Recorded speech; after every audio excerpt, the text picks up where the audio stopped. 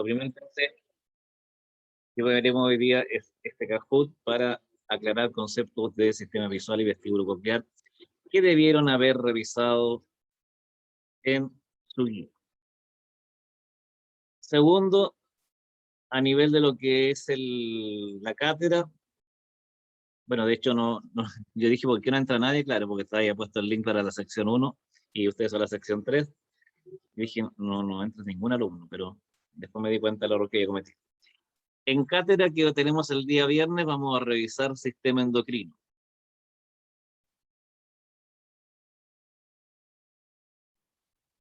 Cuando en la integrativa es el día martes 6 de julio a las 11:30.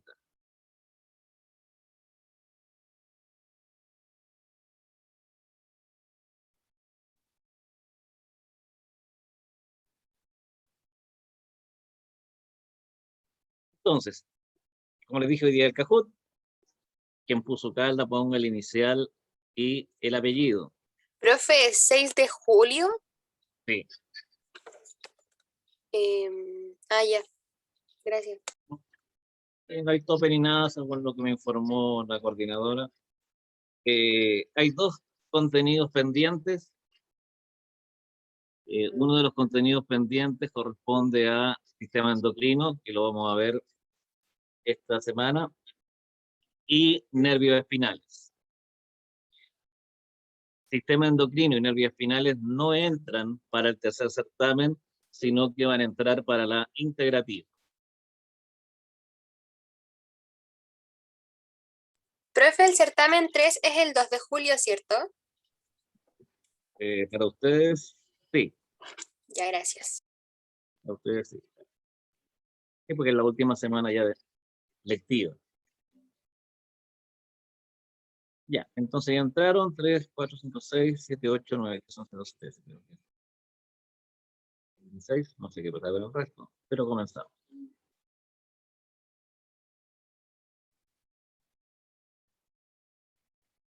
Sistema visual y vestíbulo coclear, que entra en este tercer certamen.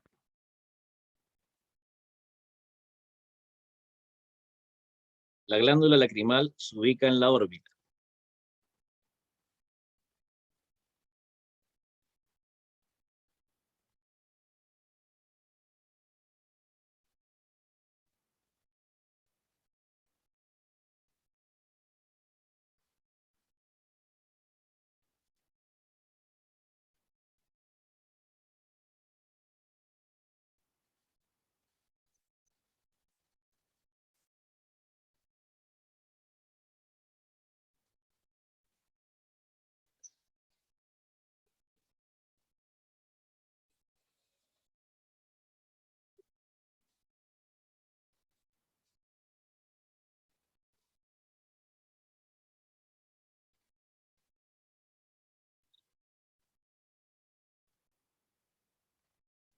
Bueno, de partida en el sistema visual podemos tener 2 componentes, que son los anexos y lo que corresponde al globo ocular. Dentro de los anexos tenemos las glándulas que son la lacrimal, que es la de mayor tamaño, que aquí aparece en la imagen. No sé si ven el cursor, cómo se mueve. ¿Me confirma si ven? Ya. Bueno, ahí ustedes ven que está en la órbita y por ubicación anatómica es superior y lateral, o superolateral. ¿Qué otro elemento de anexo existe? Están las otras glándulas, que también son lacrimales, pero hay unas glándulas que se difunden por toda la superficie de la conjuntiva, y la conjuntiva es una capa de células que recubre a esta parte blanca del ojo y a los párpados. Entonces esa secreta también componentes de lo que es la lágrima. Y otras glándulas que se denominan de meibomio, o que son lipídicas, están en los párpados. Entonces ya tienen ese sistema de glándulas como primer elemento anexo. Segundo elemento anexo que ustedes tienen son los párpados, párpado superior e inferior, que están formados obviamente por piel, están formados por tejido conectivo y músculo, principalmente músculo que se denomina como orbicular, y hacia lo que es lo que mira hacia el ojo, va a estar revestido por la conjuntiva. También existe un tercer elemento anexo, que es este que aparece acá, que es el sistema de drenaje de la lágrima. Y esto se va a drenar directamente a cavidad nasal y se denomina como conducto lacrimonasal. Existe un cuarto componente que aquí no se ve, pero que está asociado al globo ocular, que son los distintos músculos que vimos, que son los músculos extraoculares, los cuatro rectos y los músculos que se denominan también oblicuos. Y además, el último componente anexo es la grasa o tejido adiposo que está detrás del globo ocular y que lo mantiene en su posición. Esos son los elementos anexos del sistema visual. Aceptaron 6. Segunda pregunta.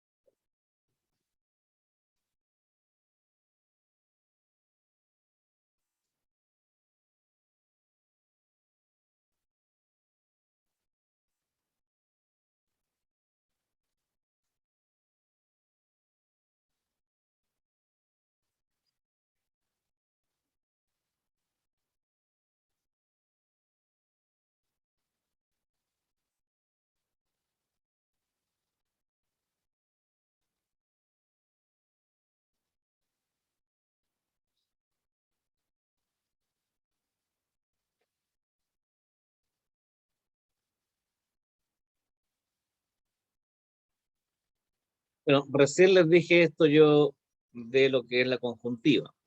La conjuntiva, tal como aparece ahí, es una capa de células epiteliales que lo que está haciendo es recubrir la parte blanca del ojo, que es lo que se denomina como esclera, y reviste también o recubre la parte interna de los párpados, ¿ya? Esta conjuntiva tiene abundantes capilares que normalmente no se visualizan, sí se visualizan cuando hay cansancio o algún consumo de algún tipo de sustancia en que los ojos aparecen enrojecidos. Y además tiene gran cantidad de células que secretan componentes ya más mucosos para lo que es la película lacrimal que tiene que recubrir al ojo, porque los párpados de alguna forma generan un roce. Entonces, esa película lacrimal disminuye ese roce. Y además hay estructuras dentro del ojo que no tienen vasos sanguíneos y que se nutren directamente por difusión de lo que es la película lacrimal, como es la córnea. Entonces, esa es la definición directa de conjuntiva. No es una capa del ojo, sino es un recubrimiento que tiene el globo ocular, tanto en la esclera como también en los párpados.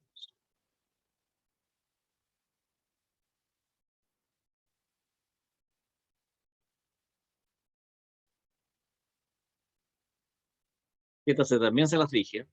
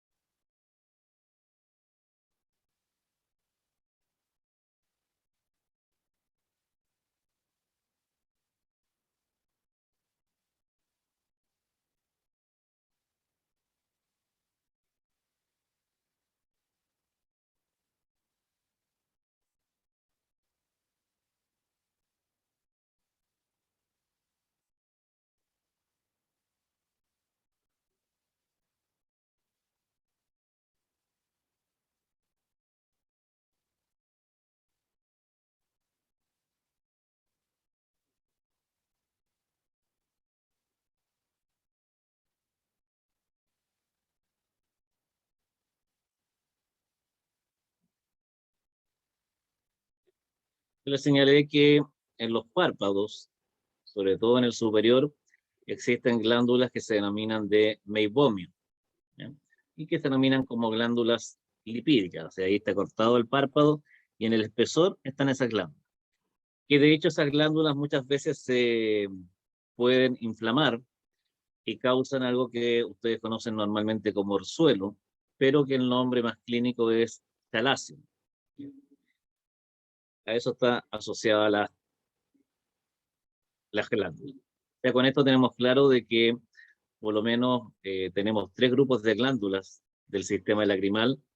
La glándula que es la más grande, que está en la parte superolateral, que su secreción es más acuosa. Las glándulas que están en la conjuntiva, que su secreción es más mucosa. Y las glándulas que están en los párpados, que su secreción es lipídica. Y esas 3 mezclas contribuyen constantemente de que se pueda proteger al globo ocular y además se permita la nutrición de la córnea. Cuando estamos con los ojos cerrados se siguen secretando estas estructuras y van drenándose hacia el conducto lacrimonasal. Y es por eso que a lo mejor al despertar ustedes en la mañana encuentran hacia la comisura medial del globo ocular una estructura que normalmente se le da el nombre de legaña, que es la acumulación de estos lípidos en la parte del globo ocular.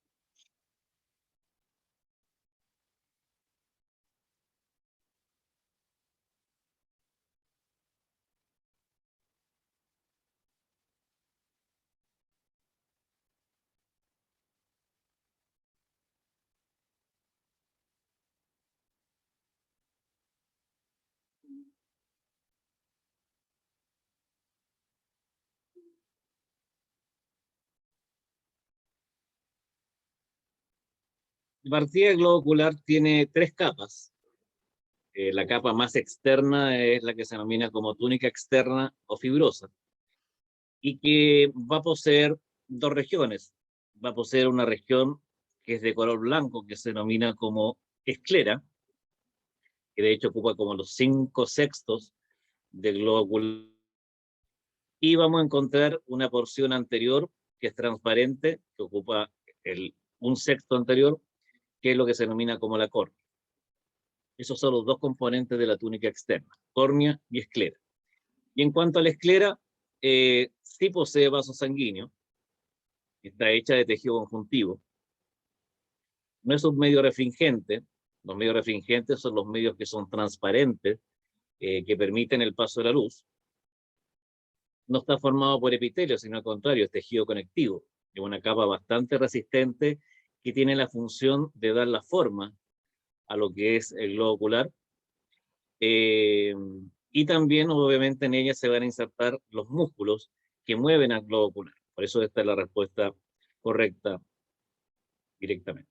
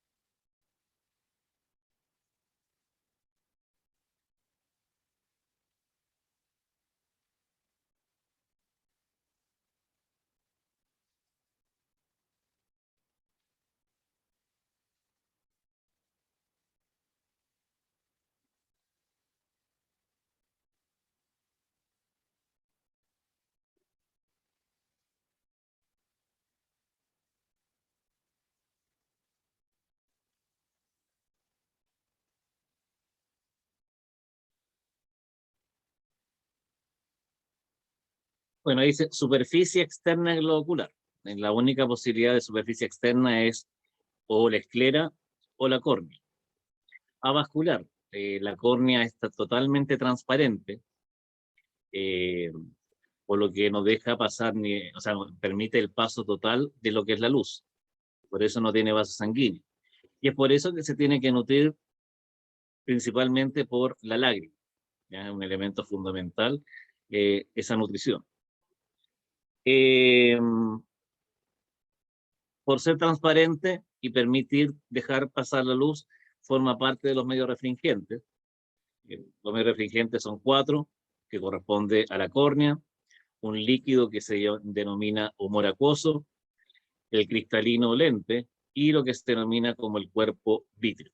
Esas 4 estructuras son totalmente transparentes y por eso se denominan medios refringentes.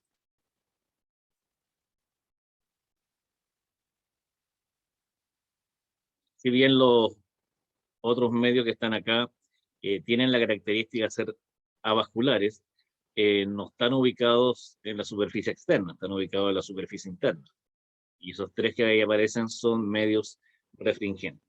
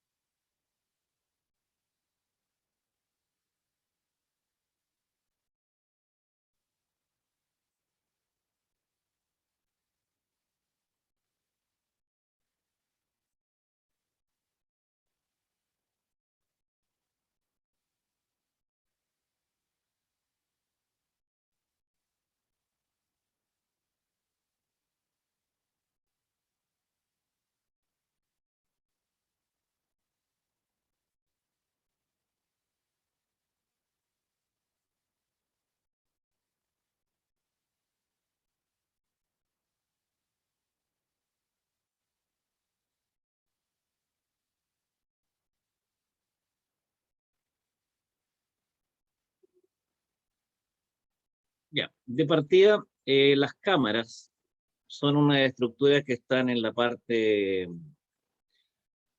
ventral del ojo, directamente están entre lo que es la córnea, esta sería la córnea, y lo que es el lente. Y estas cámaras son 2, una cámara anterior y posterior, porque lo que divide esas cámaras anterior y posterior es esta estructura que es el iris. Por lo tanto, la cámara anterior se ubica entre lo que es la córnea y el iris. Y ahí está obviamente la respuesta correcta. Y la cámara posterior, que es lo que estoy delineando acá, se encuentra entre el iris y el cristalino o lente. Ambas cámaras no están vacías, sino que están ocupadas por un líquido. Y ese líquido se denomina como humor acuoso. Entonces, el líquido se forma en la cámara posterior y pasa a la cámara anterior a través del orificio que tiene el iris, que se denomina como pupila. Y en la cámara anterior va siendo drenado. Entonces, este movimiento continuo del líquido también ayuda a nutrir a estructuras como corresponde al lente, que tampoco posee vasos sanguíneos porque es un medio totalmente transparente y también contribuye a nutrir a lo que es la córnea. Y es un medio refringente este líquido. Por lo tanto, esa era la respuesta correcta.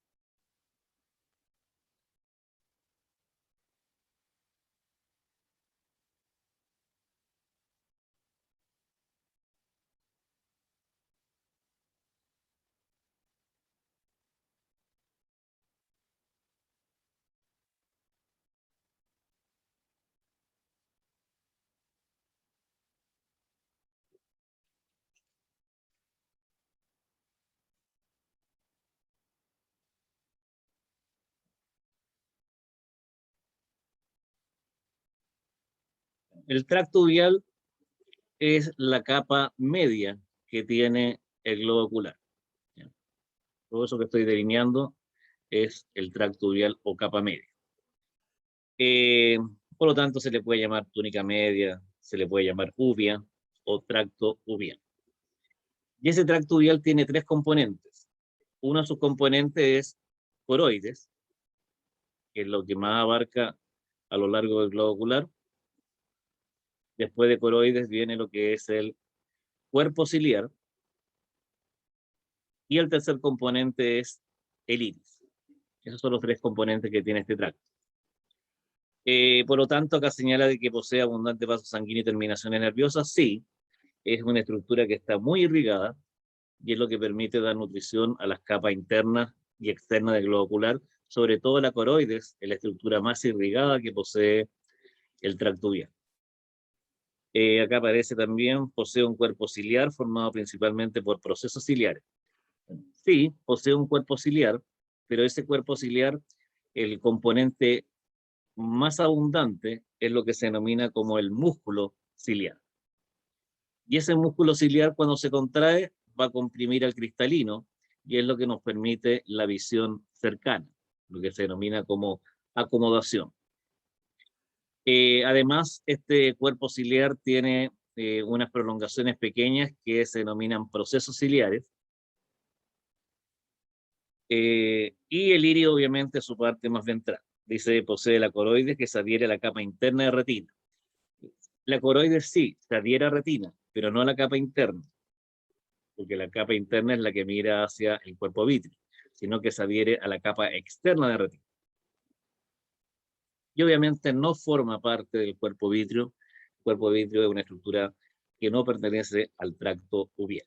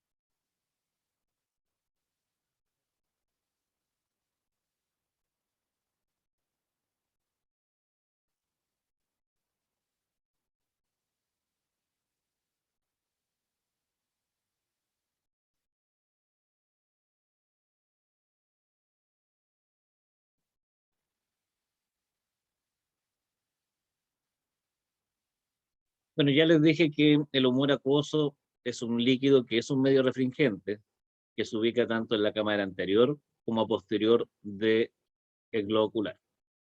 Y yo les indiqué que este líquido, que es el humor acuoso, se forma en la cámara posterior. Las estructuras específicas que forman este líquido son estas prolongaciones que se denominan como procesos ciliares. O sea, estos procesos ciliares son los encargados de secretar el líquido. Entonces, así el líquido va a circular por la cámara posterior, atraviesa la pupila y se va a ubicar en la cámara anterior. Y en esta cámara anterior, en este punto, donde ustedes ven que se une lo que es la esclera con la córnea, no sé si alcanzan a ver ahí una estructura que está como media aplastada. Bueno, esa es una vena. Y en esa vena se drena el líquido que es el humor acuoso.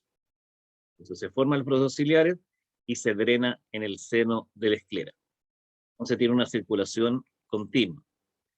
En algunas personas se puede obstruir este sistema de drenaje y ahí aparece la terminología que se denomina como glaucoma, que es el aumento de la presión del humor acuoso y que va a complicar a las estructuras más posteriores del globo ocular.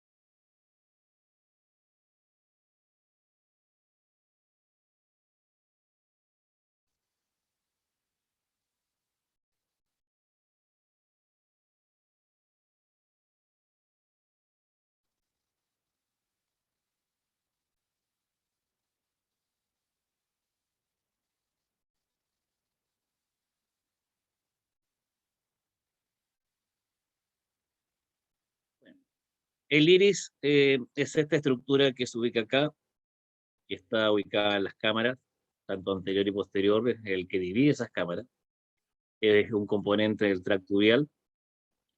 Está formado por epitelios, tanto por ventral como por dorsal, pero su estructura principal son los músculos que lo forman. Y tiene un orificio central que es directamente la pupila. Ahora, este iris tiene la característica que posee color, y ese color está dado por los abundantes vasos sanguíneos que posee. Eh, la mayoría de los iris tienen pigmento, por lo tanto, cuando el iris tiene muy poco pigmento, los ojos van a ser claros. Van a ser, obviamente, si no hay pigmento, principalmente, o muy poco pigmento, van a ser azules. Si se aumenta la cantidad de pigmento, van a ser verdes. Y si hay mucho pigmento, van a ser café. No existen los iris negros. Solamente es café, café oscuro, pero no hay color de iris negro. Eh, Además, este iris tiene la propiedad de que puede cambiar el diámetro de la pupila para permitir una mayor entrada de luz. Y es por eso que posee dos tipos de músculos. Posee un músculo que se denomina como constrictor de pupila, que es el encargado de disminuir el diámetro de la pupila, que eso lo hace el sistema parasimpático, no, perdón, parasimpático. Y tienen un músculo que se denomina como dilatador de la pupila y que por lo tanto va a abrir la pupila y eso lo hace el sistema simpático. Entonces así se permite si ustedes están en una zona de alta luminosidad y pasan a una zona en que está oscuro casi, se va a producir la acción del músculo dilatador de la pupila para que entre más luz. Y si pasan de una zona oscura a una zona que está muy iluminada, obviamente va a contraerse el músculo constrictor para que no entre tanta luz y que de alguna forma a la persona eh, no le va a permitir ver bien. No es un medio refringente porque no es un medio transparente.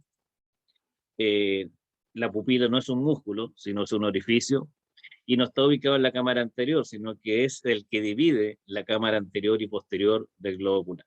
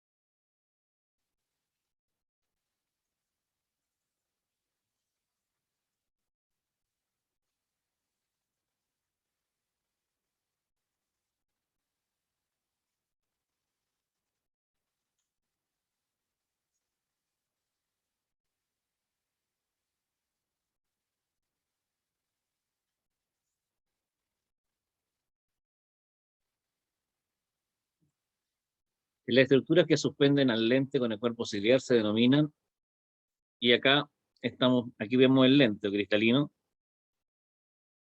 que es una estructura totalmente transparente, y aquí vemos estos elementos que están conectando el lente al cuerpo ciliar, y que normalmente se le ha llamado como ligamento suspensorio, o también se le denomina zónula. El músculo ciliar que aparece es esto, que tiene que ver con la acomodación. El seno de la esclera que aparece es esto, que tiene que ver con el drenaje del humor acuoso.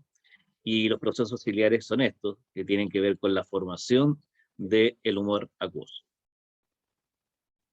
Zónula o ligamentos suspensorios.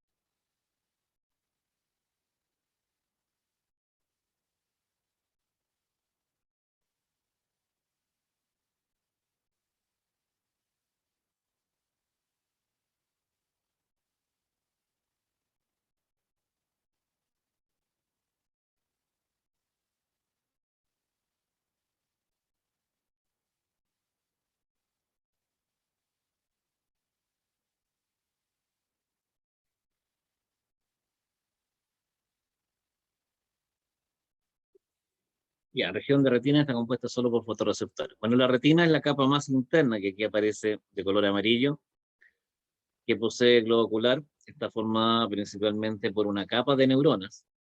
Más que una capa, son varias neuronas que participan. Unas de ellas son receptores, que se denominan como los conos y bastones. Y también posee una capa pigmentaria, que esa capa pigmentaria está justo en contacto con la coroides, para la idea de que cuando ingrese la luz no se refleje.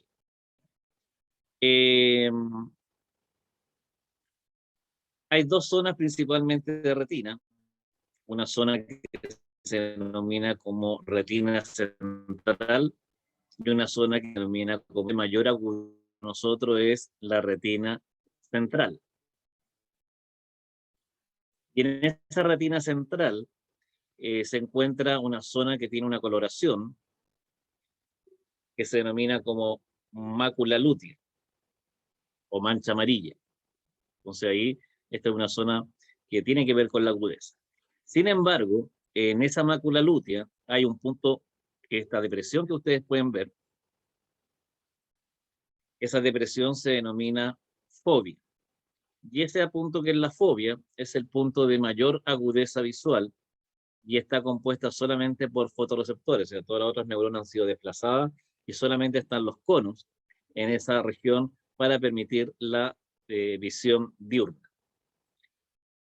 Todo lo restante es retina periférica, que es la retina que ocupamos cuando estamos en muy baja intensidad lumínica, que aquí hay mayor cantidad de bastones que nos permite ver en visión nocturna, ni siquiera nocturna, sino con baja intensidad lumínica.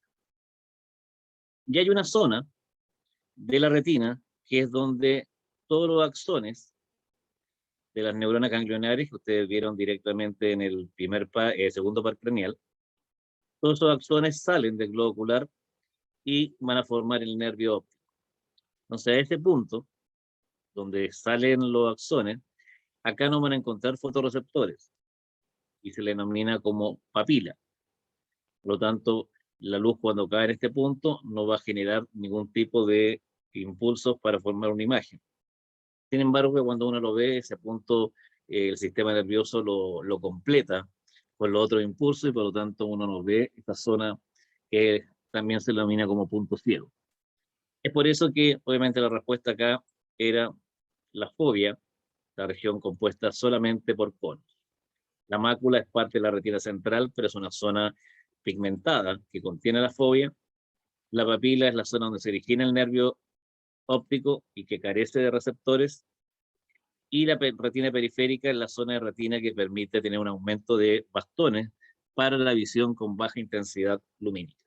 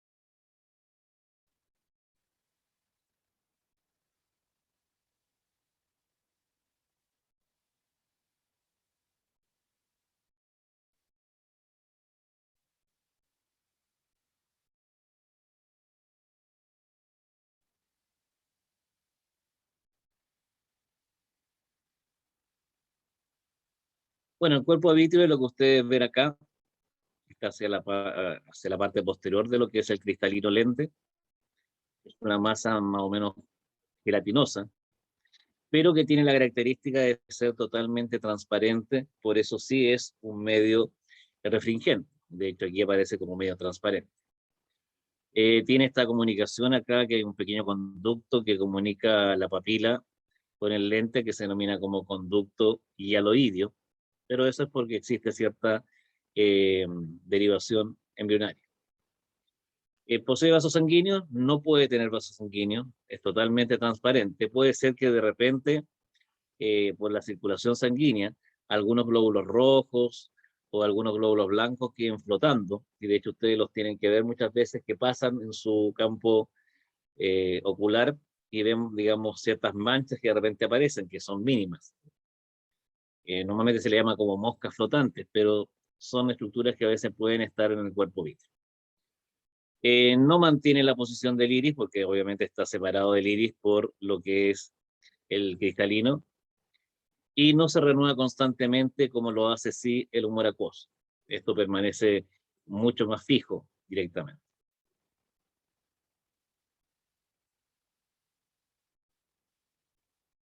Esos son como los aspectos más esenciales del sistema visual. Y ahora comenzamos con preguntas de vestíbulo coclear.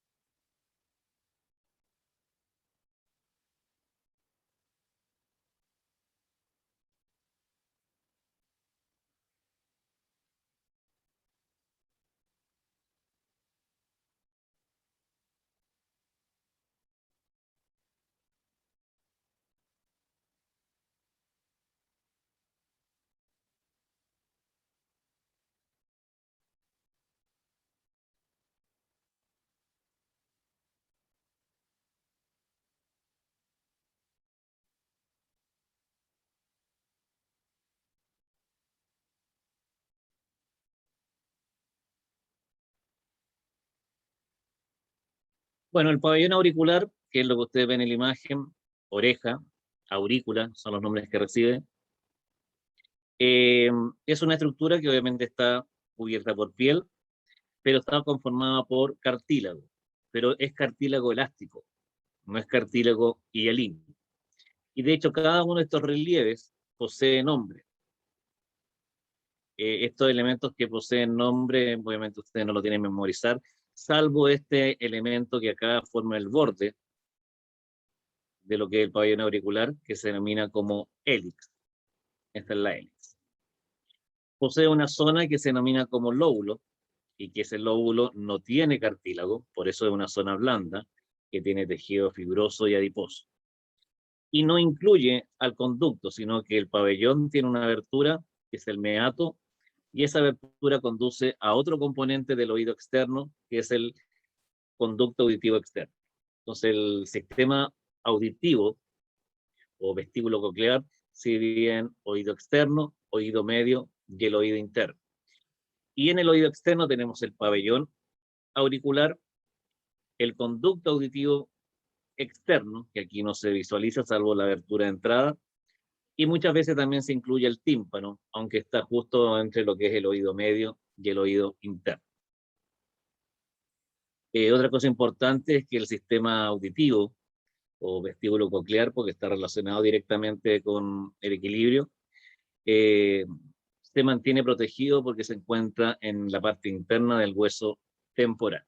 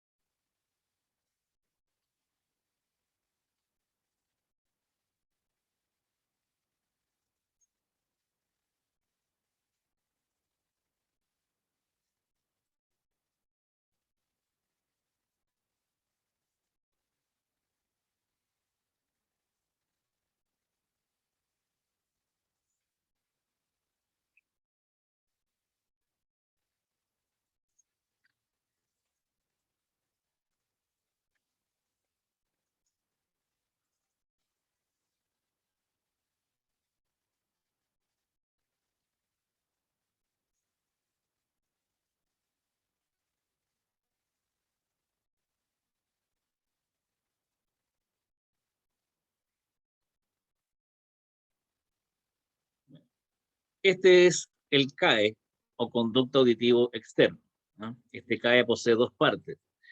Una parte lateral que tiene la continuación del cartílago del pabellón, por tanto es la porción cartilaginosa lateral, y la parte medial que ya se incluye en el hueso temporal, por lo tanto tiene el componente óseo. Y vemos que el interior está recubierto por piel. También hay unas glándulas acá que secretan en la piel que se denominan como glándulas ceruminosas, que secretan una grasa que se denomina como cerumen, que es como un elemento protector de todo lo que es el sistema del oído externo. Por eso que la porción medial se diferencia de la externa no por las glándulas, porque ambas poseen glándulas, no por la piel, porque ambas poseen piel, sino principalmente porque la medial tiene hueso y la lateral cartílago.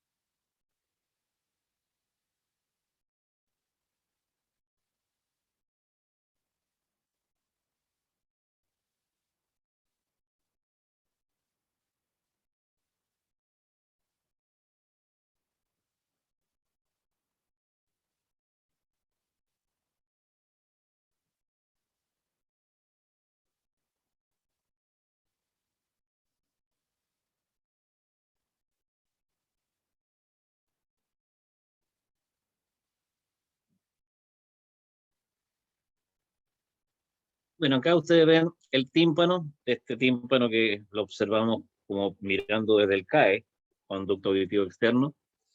El tímpano tiene la función porque todas las ondas sonoras, a través de los relieves que tiene el pabellón auricular, se canalizan por el CAE.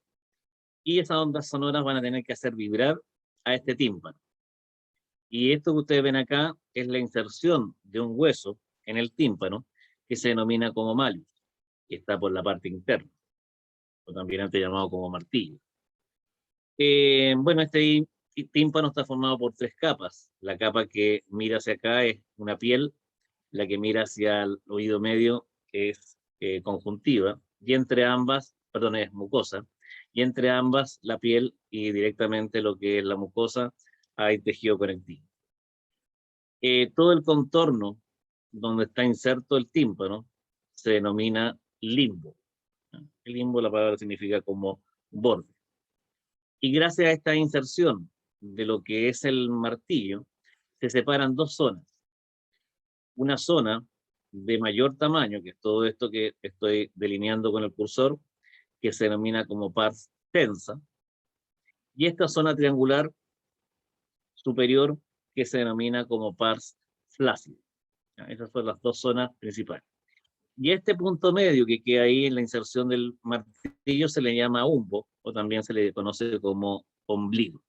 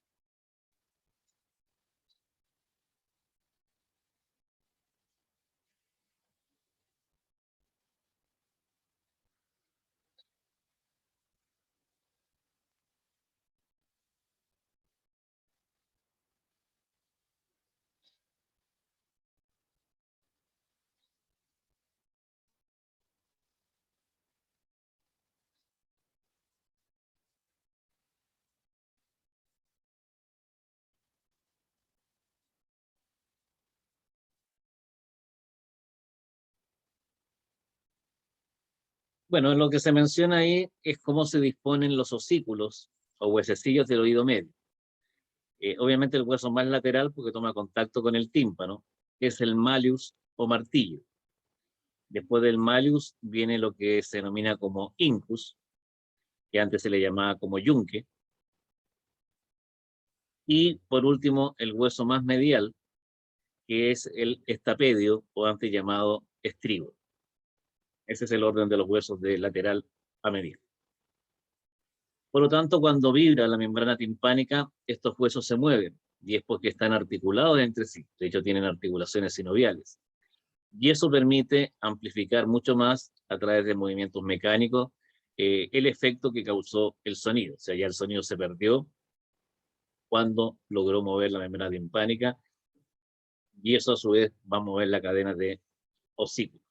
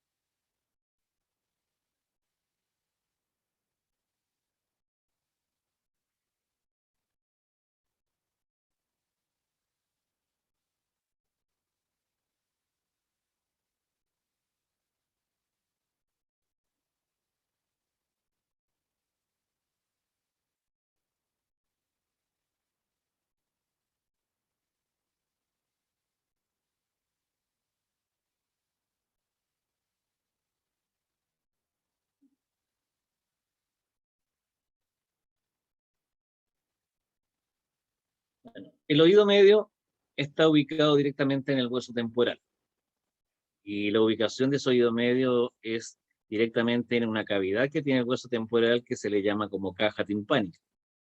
Y en la parte interna de la caja timpánica están los osículos, que ya nombré, más unos músculos que se encargan de limitar la movilidad de los osículos, porque si el sonido es muy fuerte, significa que la membrana timpánica también va a vibrar muy fuerte. Y si la membrana timpánica vibra muy fuerte, los huesecillos se mueven mucho, y eso va a estimular demasiado las ondas de líquido en el oído interno. Entonces, para evitar eso, es que estos músculos que están también contenidos regulan eso.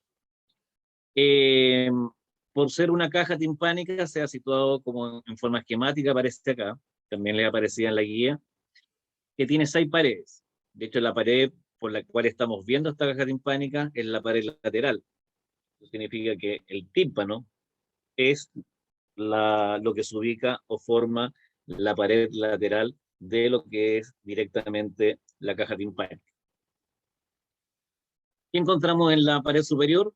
Ustedes ven que ahí está el techo, o tegmen también se le da el nombre. ¿Qué encontramos en la pared posterior? En la pared posterior vamos a encontrar justo donde se origina el músculo estapedio. Entonces, este músculo estapedio va a ir desde esta pared posterior a insertarse en el estapedio. También podemos ver que se ve aquí un orificio que aparece con el número 6. Esa abertura se llama ádito y se abre hacia una serie de pequeñas cavidades que tiene el hueso temporal, que se llaman como celdillas mastoides. Entonces, tanto la superficie para el músculo estapedio y el ádito con las celdillas mastoides forman parte de la pared posterior. En la pared anterior tenemos 2 estructuras importantes. Una es la tuba auditiva, que antes se llamaba como trompa de Eustaquio, que es lo que permite comunicar la faringe con el oído. Entonces, esto es necesario porque esta cavidad se tiene que airear. Y por otro lado, si la presión de un sonido muy fuerte hace vibrar el tímpano, normalmente con solo abrir la boca se tienden a igualar las presiones a ambos lados del tímpano, y eso se evita que estalle.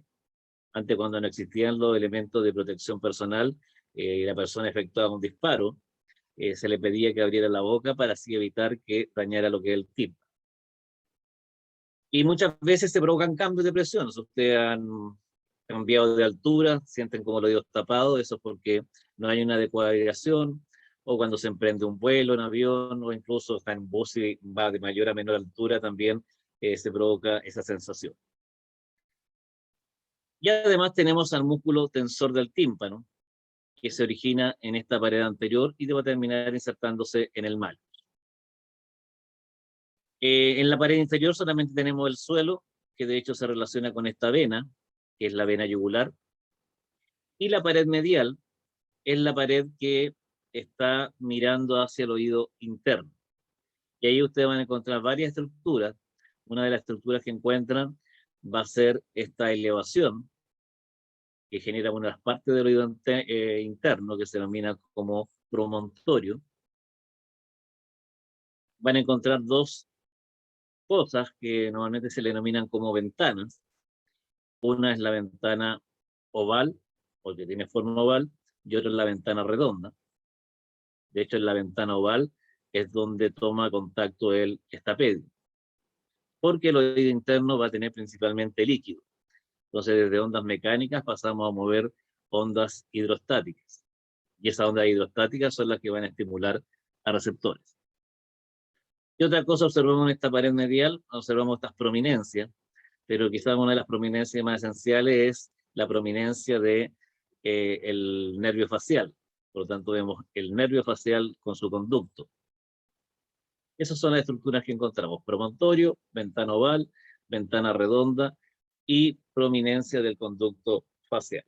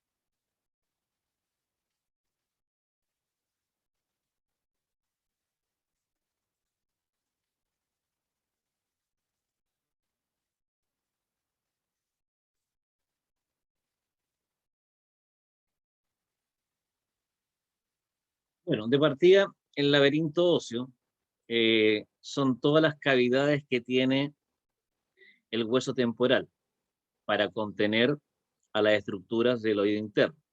O sea, esas cavidades de hueso se le denomina laberinto óseo. Y todo esto que aparece en celeste es lo que está contenido en el laberinto óseo, que el laberinto óseo, las cavidades serían los que aparecen blancos. Lo que está contenido en el laberinto óseo, y que aquí aparece con celeste, azul, no sé cómo lo verán ustedes, se denomina laberinto membranoso. Por lo tanto, esos son los dos constituyentes principales del oído interno. ¿Cuáles son los componentes del laberinto óseo? Bueno, vamos a tener una zona que se conocen como canales semicirculares, son como cavidades. Vamos a tener una zona que se denomina como vestíbulo, y vamos a tener una zona que se denomina como cóclea. Cóclea que incluso tiene dos rampas o dos partes, que aquí aparecen de color blanco, que una se denomina como rampa vestibular y otra como rampa timpánica. Estos son como los dos componentes del laberinto óseo de lo que es la cóclea. Entonces, canales semicirculares, vestíbulo, y la cóclea con sus dos rampas, vestibular y timpánica. Entonces, de acuerdo acá, el conducto coclear no va, el utrículo y el sacro tampoco, el vestíbulo sí es un componente. Ahora, ¿qué es lo que está contenido en los canales semicirculares? El laberinto membranoso, pero que aquí se denomina como conductos semicirculares. Y ustedes ven que son tres conductos semicirculares. Y cada conducto, ustedes se fijan que termina en una dilatación, que se denominan como ampolla. A pesar de que son 3, podríamos pensar que hay 6 ampollas, pero realmente hay 5 ampollas, porque hay 2 conductos semicirculares que desembocan en una sola ampolla. Y en estas ampollas van a estar los receptores. Todo esto está lleno de líquido, tanto por fuera como por dentro del laberinto membranoso.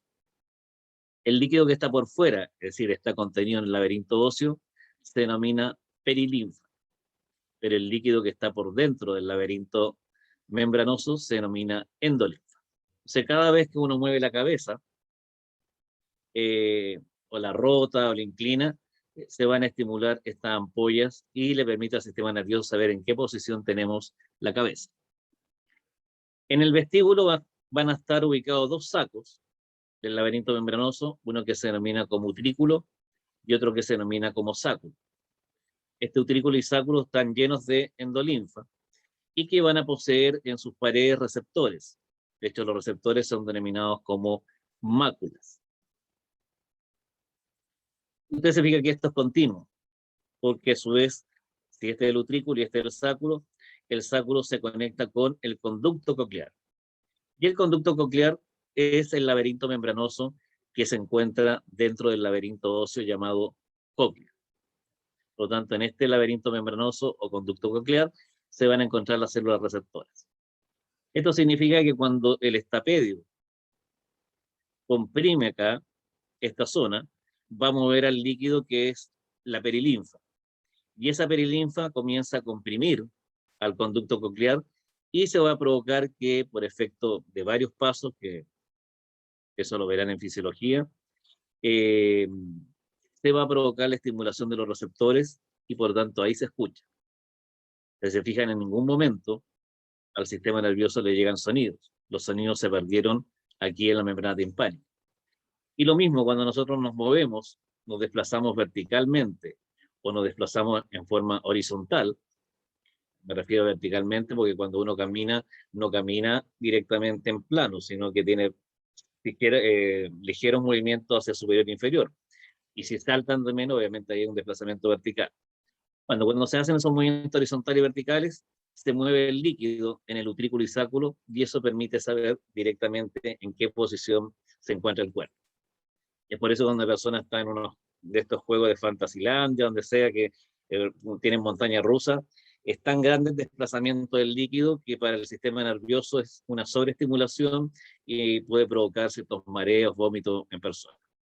Y obviamente si la persona se sigue moviendo y después frena ese juego, lo más probable es que las personas sigan teniendo la sensación de como que todo se mueve. Por eso sienten como cierto mareo. Y es porque el líquido todavía continúa en movimiento. Bueno, hay personas que les falla este sistema de líquido, ya sea porque los impulsos se conducen más lento o porque por sí solos se estimulan estos sistemas de utrículo, sáculo y ampolla, y ahí se produce el vértigo. Y cualquier trastorno que impida que realmente el estapedio pueda mover bien el líquido va a provocar de que haya ciertas hipoacusias, es decir, disminuye la capacidad de sensación auditiva. Por lo tanto, de todo esto, laberinto óseo corresponde a vestíbulo.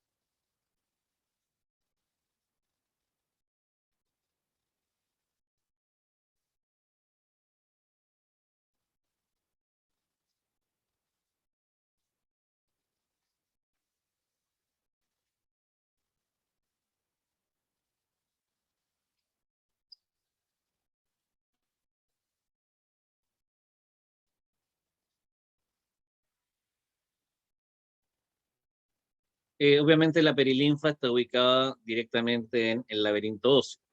El utrículo no es porque es el laberinto membranoso. El conducto coclear también es laberinto membranoso. El conducto semicircular también es laberinto membranoso. Y la rampa vestibular, que es una parte de la cóclea, ese sí es laberinto óseo y ahí encontramos la perilinfa. Entonces la perilinfa está ubicada en canales semicirculares, vestíbulo y en las rampas vestibulares timpánicas de la cóclea. Y la endolinfa está dentro del laberinto membranoso.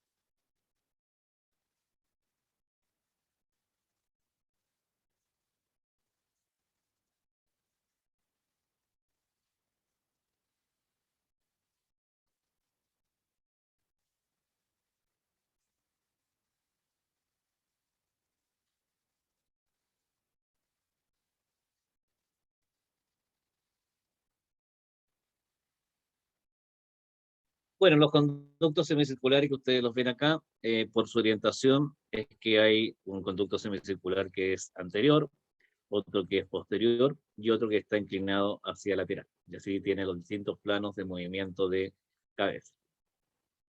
Y esos ductos semicirculares o conductos semicirculares es laberinto membranoso, que se ubican en los canales semicirculares.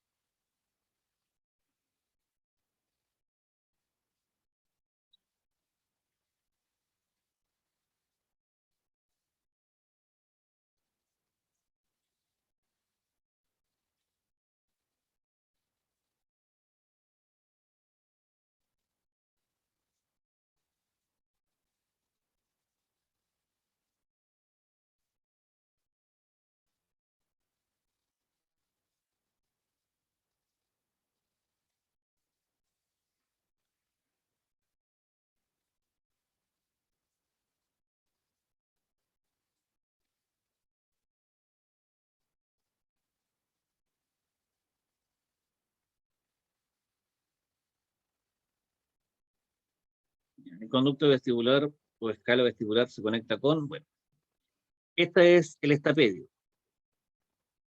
Este estapedio obviamente se comunica hacia la zona que se conoce con el nombre de vestíbulo, a través de la ventana oval.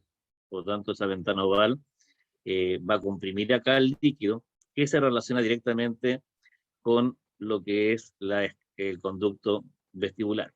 ¿Ya? Por eso que aparece como respuesta aquí la ventana oval. En cambio, la otra, que es la escala que se denomina como timpánica, si se fijan acá, tenemos foso oval, estapedio, vestíbulo, escala vestibular, y de la escala vestibular pasamos a la otra escala, a través de un punto que se denomina como helicotrema, a la escala timpánica. Y esa escala timpánica permite disipar las ondas hidrostáticas hacia lo que es la ventana redonda que está acá. Porque obviamente si no tuviéramos esta posibilidad de escape, es como tener una caja llena de líquido. Entonces, si ustedes le pegan un golpe a la caja llena de líquido, el líquido se comienza a mover. Pero si no tiene una pared que sea más o menos elástica, esas ondas se van a estar continuamente moviendo y por lo tanto van a estimular el proceso auditivo constantemente.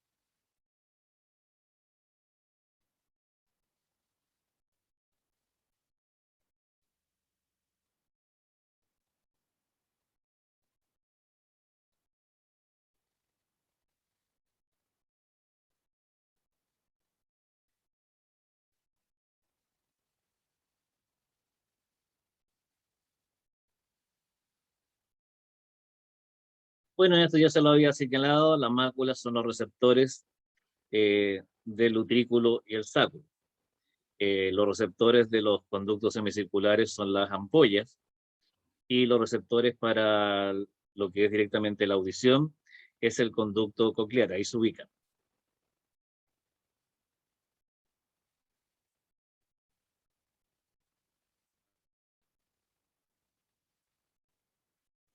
Esto también se lo mencioné recién.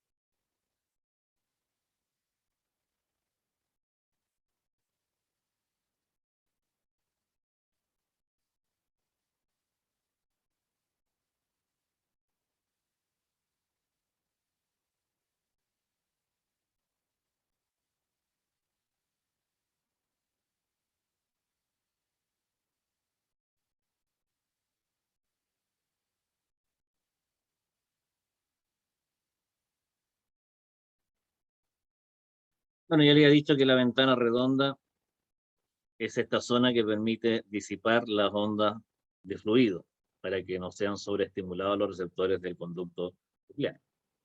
Recuerden que la ventana que se relaciona con esta apellido se llama ventana oval.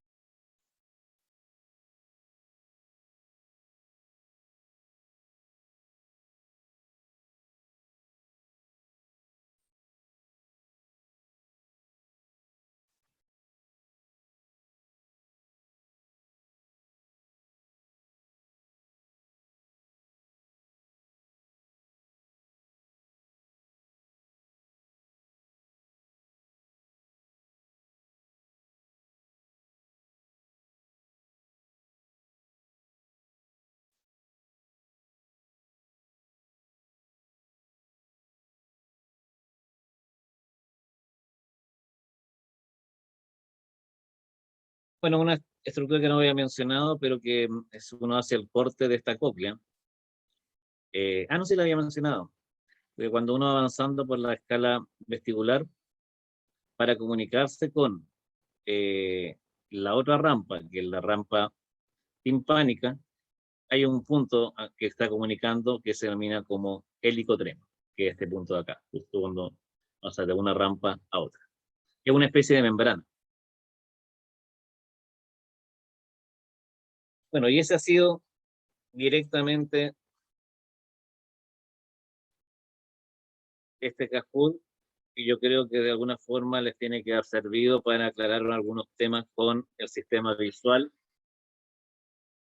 Parece que no habían estudiado mucho.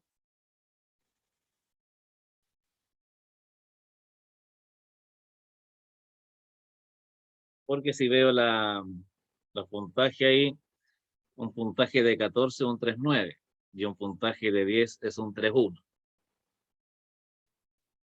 Ya, pues esta semana tenemos hasta aquí lo que es la prueba. Eso significa que, recuerden, que igual se los voy a publicar en el aula virtual, los contenidos de la prueba son sistematización de hemisferio, es decir, todo lo que es corteza y la sustancia blanca, con los núcleos además a su disposición, los sistemas somáticos, tanto los sistemas sensitivos como motores, los nervios craneales y el sistema visual y vestíbulo coclear. Y lo que veamos de endocrino más la guía de periférico, eso queda para la integrativa. El certamen va a ser igual que el segundo, pregunta de selección única, solamente pregunta de selección única, igual que fue el segundo certamen. Y la próxima semana no hay laboratorio, ya que es la semana donde se está aplicando el certamen. Profe, Eso el sería. certamen será el día martes, ¿cierto? No el viernes. No, pues el día viernes, el día de la cátedra. Ah, ya. El mismo número de preguntas que tuvieron para el segundo certamen, con la misma cantidad de tiempo y la misma modalidad.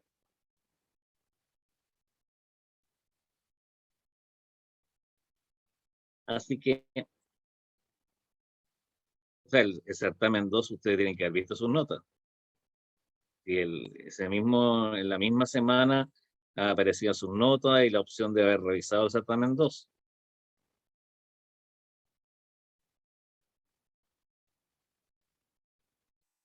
Esa acomodación de escala, sí, esa no la he subido.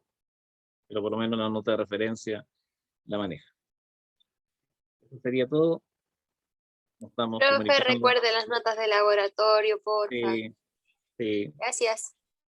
claro que estén bien. Chao, profe. Chao, profe.